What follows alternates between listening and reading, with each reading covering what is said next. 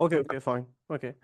So I know a lot of you use SMT solver, right? Maybe for also doing some arithmetic. I saw somebody talk like mentioning SMT solver. The thing is, when we use SMT solver, there are essentially large code base of C++, at least for CVC5. And you can doubt about the result they are outputting to you. So there is, if you're careful about the correction of a SMT solver, then you're maybe thinking like, what about trying to certifying the solver itself? Like taking the whole code base of CVC5 and trying to certify this thing. Good luck with it. I think another way is like developing a certified SMT solver, which I think is quite a complex path to take. So instead, like there's one way, it's like the solver can output you a proof certificate of the result they show you. And then like the idea will be like, take this certificate and try to check it independently. So then we can ensure that the result of the SMT solver is correct. So some people invented this new proof format, which is called LF. So that looks like this. I think you're all familiar with the input problem. And this is like the proof that some solver like Verity of CVC5 is able to give you. And to help you to understand this thing, I will just introduce you the format, what it look like. So this is a judgment. The I, so all your step will have a name like this index. Then all step can have a context. Then you have your clause that you're trying to prove. And then for proving this clause, see, the SMT solver is telling you like, I'm using rules to prove this clause. And he has a set of rules that are like some tautology, some theory rules, these kind of things. And then like you can depend on premise, which are previous step in your proof. And also some rules can ask from some arguments, like for arithmetic with the FroCoS lemma, where you ask for the coefficient. So the proof look like a direct acyclic graph, of course. And if you're familiar with the sequence calculus, you can think at the proof, this one, as a sequence. And this is almost how I'm interpreting this thing, at least for me. And you can see so now that the proof looks like this. So the idea is like to finish with the empty conclusion, the empty clause, okay? Then you have assume step. I was like, okay, let me admit this thing, and they correspond to your first three assert here that you put in your input problem. And then the solver is telling you like, okay, for deriving the empty clause, I'm doing all the step, and this is the trace of my proof, okay? And so here you can see some rules. So you have the OR rules, the LA generic rules, which is, I will like show you this one more in details later, which is like doing the simplex method with some arguments that you need for doing the FroCoS lemma. Do we have other rules? The resolution rules. And so the idea is like always your proof will finish with an empty clause. But there is a little bit of challenge also for validating that proof, which is like, so I put some of them. So for example, the ordering of clause is not fixed in the format. So you have to deal with permutation, implicit permutation in your clause. I mean the literals in your clause. The equalities also, sometimes they'll flip. Because like the solver put a weight on some terms, and then sometimes your equalities flip. So instead of having like A equal B, you have B equal A that is used. Also, your proof is coarse-grained, so you might have a lot of implicit steps. So you need to like do something like elaborating the proof to like show the implicit step. So the idea is, I mean, the pipeline will be like, we try to take the SMT proof, we will elaborate this thing with a tool called Karkara to like pass from a coarse-grained proof into a fine-grained one, reconstruct the proof in the proof assistant called Lambdapi.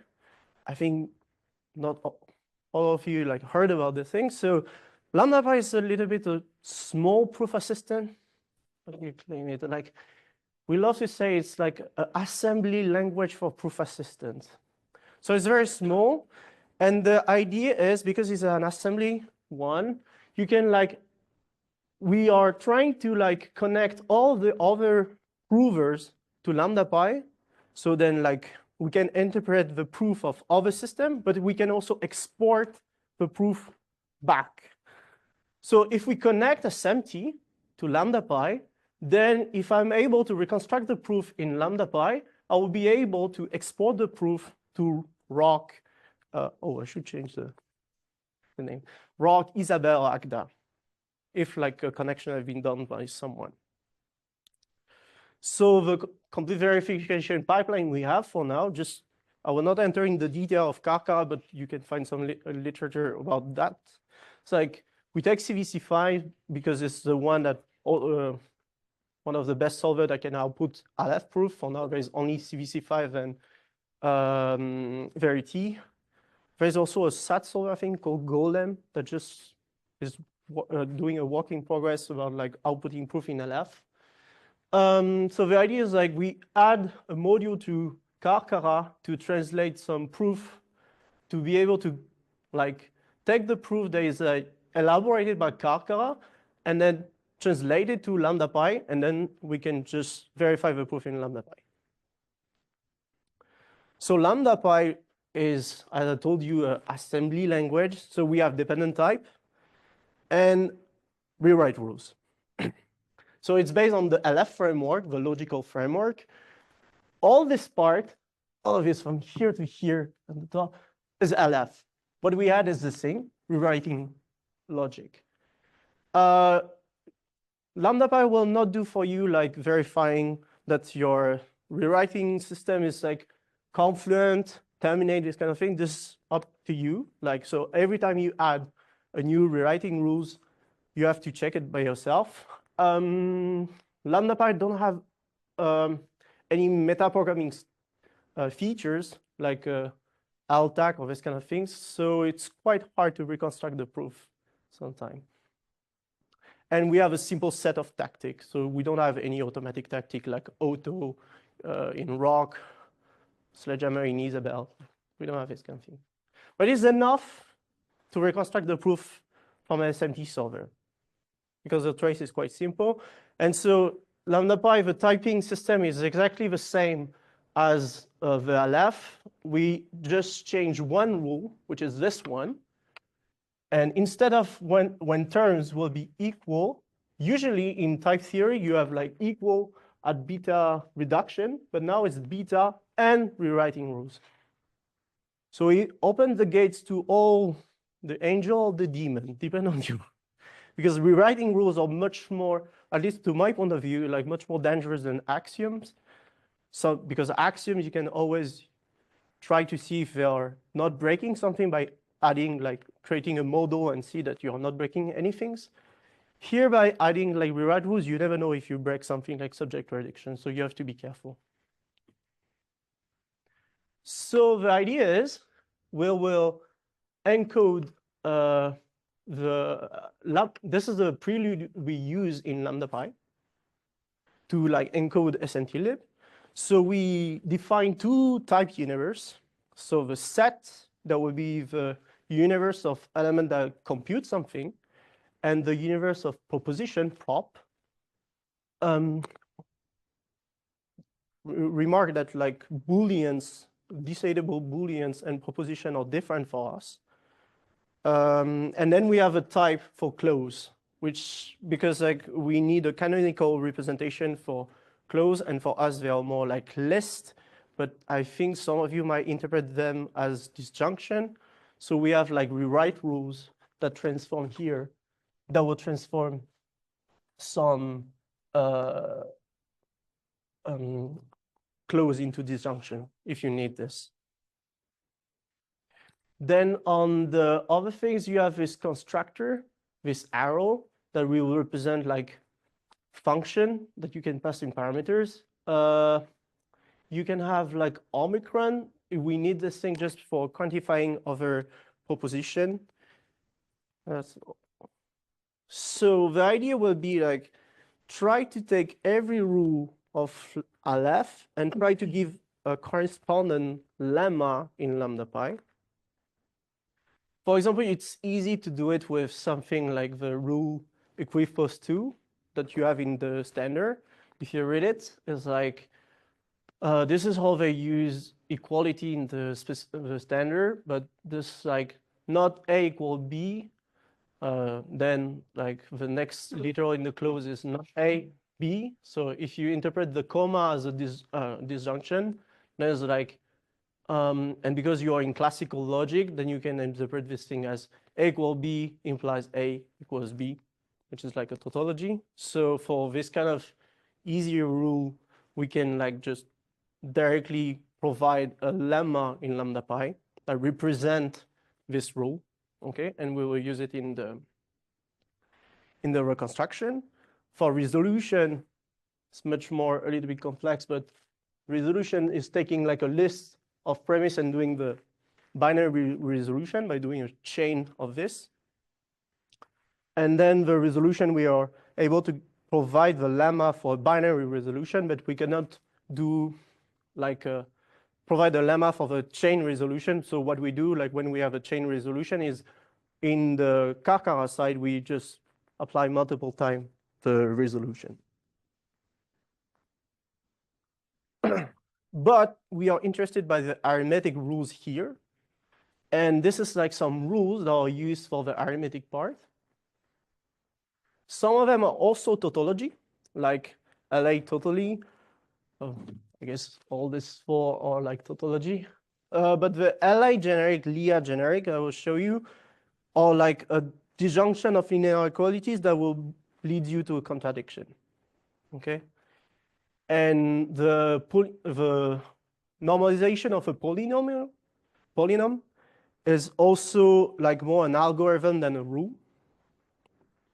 So if you look at Li generic, I will focus on this one. Then Li generic look like this. So you can see it's not a tautology, of course. It's more an algorithm that you have to follow, and we are trying to reconstruct the algorithm, what the solver is doing in Lambdapi. So let's say like the step from 1 to 4 or just like normalizing your inequalities. So because like the standard only work with two operators that is like greater than and greater than equal, every time you see a lower than or lower than equal, you try to transform it into a greater and greater than equal. Okay. If you have an equality inside this list of literal, then it has to be like under a negation. Then, so anyway, the algorithm is a little bit what you do on paper when you try to solve these kind of things. So then the second step is just trying to move everything from the right side to the left side. So at the right side, you have only constant. Then it's trying to like, if you are in integers, you can like straighten everything to remove, to be keep in the integers. If you have like some rational coefficient that I'll give to you, and then you're in the integers, then the trick we are doing is just using the LCD and applying the least common denominators to them. So we are keeping in the integers instead of having to go to the rational and the reals. And then when you have, after that, like you apply the coefficient that the solver is giving to you to both sides, you have all your inequalities that are normalized, and now you have to sum up everything, and you pray that you arrive to a contradiction. Okay, this slide is quite horrible, but I have an example. So for example, this is like a step that you have. It's called T11 because it definitely comes from an example where there is a T11. You have two literal in this clause. F is lower than or equal to 0. 1 plus 4f is lower or equal than 1. The SMT solver is telling you that you can derive a contradiction by using these two coefficients, And notice that this coefficient are rational number, but this thing is being expressed in this logic in integers. So you have to like cast them to integers, which is possible. So if you apply the algorithm step 1 and step 2 until step 3, you will finish with this form, okay, where you have only greater than equal and greater than equal here. Then you apply the coefficient and you compute the least common denominator. So we finish with 4 and 1. Apply the coefficient, and then you have to sum up everything, and that will lead you to this contradiction: 0 is greater than or equal than 1. I think it's a contradiction, right? And the thing is, as you can see, this step will be very difficult. I mean, here it's kind of simple, but imagine you have a much more longer expression, then you have to deal with AC problem. So you have to normalize your term again. So the difficulty with reconstructing proof from a left is like we have to do a lot of technique called proof by reflection to deal with all this AC reasoning. So the idea here, this is just the scheme of doing like proof by reflection. So you start with a problem, let's say equality between integers, right? You're here, then you will go up, and you have to provide an algebra that will represent your integers problem. Then on this algebra, you will have like a normalization function that I denote here. And then you will normalize both of the term. And then you have a denotation function that will go from your algebra to the integers. So G and Z are isomorphic. That's the schema.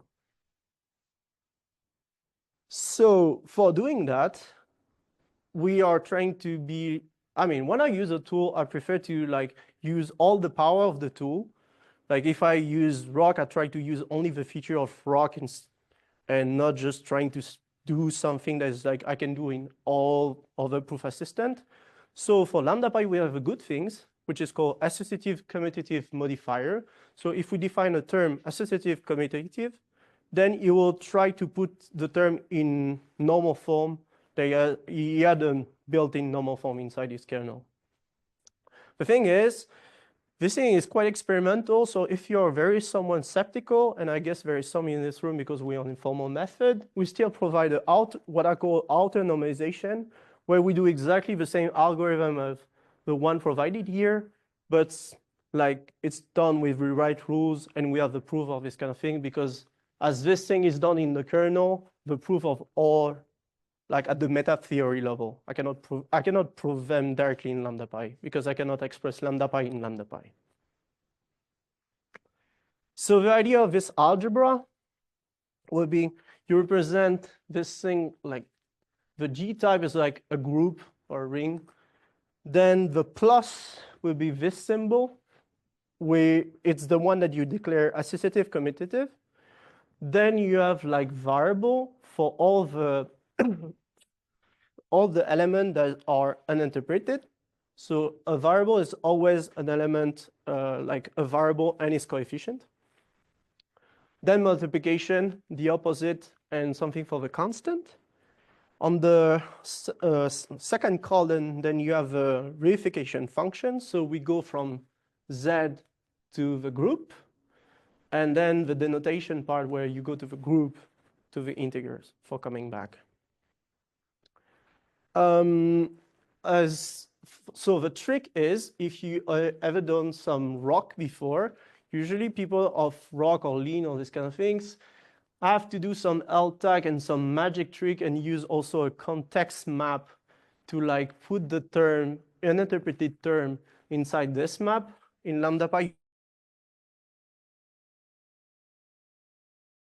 already encapsulate the uninterpreted term, so it's one of them between these two Z. And the thing for doing that, the magic trick is like we apply the sequential modifier on this function of reification, which means like all the rewrite rules all play one by one instead of like generating the like the graph of all your right rules and then just taking one of them. So here they are tried linearly like this, and that's our last case, saying like, okay, if it's you cannot pattern match any of them, then it should be a variable, and just do variable, the coefficient 1 and x. And so the built-in total order that we have on this term in Lambdapi is this one. So if you have two constant, basically it's related to the arity of your constructor. Like if you have two constant that it is trying to order first the constant between them, then constant or lower than the constructor of variable, and then between the variable, you first try to compare the first two arguments and then the second one if they are not equal. So that means like if you have like a equation like this, so that's a term that has been reified with two variables x and y. For reducing this thing, imagine if they are integers, you want to have like all the x next to each other, all the y next to each other. The normalization, because this one has been defined as associative commutative, it will like transform directly at the reduction step to this form. And now your x and your x and your y and your y are next to each other. So you can apply these rules that we use for the algebra. So the red one are the more important, the rest is not really important, like a constant is 0 plus x, you just rewrite it to x, it's obvious. So, but now, because like we use nonlinear rewriting rules, so we say like if we have two terms, two variables that are x, we just like sum their coefficient. If we have some associativity here, we can then sum them and then continue. And same for the constant. So that's the, if you try to reconstruct a step T2 of the proof that I show you as an example, this is what our output. I'll just give you this part. So you can see that's the real syntax of Lambdapi. I wanted to show you at least once. So this is like the step T2, like you are having this inequalities, and then you're trying to do like to show that there is a contradiction. So what you do is like all the steps from line 2 to 8 are just the normalization, like in the algorithm, it should be the step from 1 to 3. Then the step, 2 to 5 are the step 1 to 3. Then applying the coefficient of, you can see them in the line 6 and 7, and then the magic trick of normalizing everything is done at the kernel level. So we just basically reify and denote, and it would lead us to a contradiction directly. So I want to show the outer version. Like the outer version is the same spirit. The idea is like just the algebra is a little bit different here because we'll use the same trick as ROC. So we need this context map for putting the variable that are not interpreted. Same, we have this reification function. Now we will, instead of having just this algebra, we'll interpret this into a list of group, which is a simplified version of what we had. We will normalize this. We pick a list because like it's just a sum. So each plus, we just see it as like an element of the list. And then we normalize both of them and denote, and it should like reduce the term. So the algorithm is, the G type is just now variable with the index if you're an interpret element, then constant, multiplication that will be erased later. And what we are doing is like for the normalization, we apply a merge sort algorithm, and after all the elements are next to each other, like the AC stuff, it will like reduce because of almost the same rules as the one I present you in the inner version. And then we can just apply the remove zero function that will remove all the elements where the coefficient is 0. So our current evaluation is use the two methods. We have like, I'm providing the inner version and the outer version because like if you're skeptical, just use the inner version. It's related to the fact that the inner version for now has some scaling issue. Like for a very big term that I will show you in the benchmark, it's not so fast for now, but we are working on the kernel to change the algorithm that is used. And the outer approach work, but just like it still be slow because it's doing symbolic execution. So we still have like problem for scaling. So the benchmark I'm using, the one of the SMT-lib. This is a list of benchmark I pick. So in different logic, LIA, QF LIA, UF LIA. So some of the benchmark reconstruct well, like Tokener, like we are almost able to reconstruct everything on the benchmark that is like tagged as industrial, so pretty cool. But some of them, and this is the one I want to discuss, is like the one that don't work and explain why they don't work, like for example, rings. But you can see that rings, it's already difficult. So the triple I'm using here is like the first number means the success, the second one means errors, third one means timeout.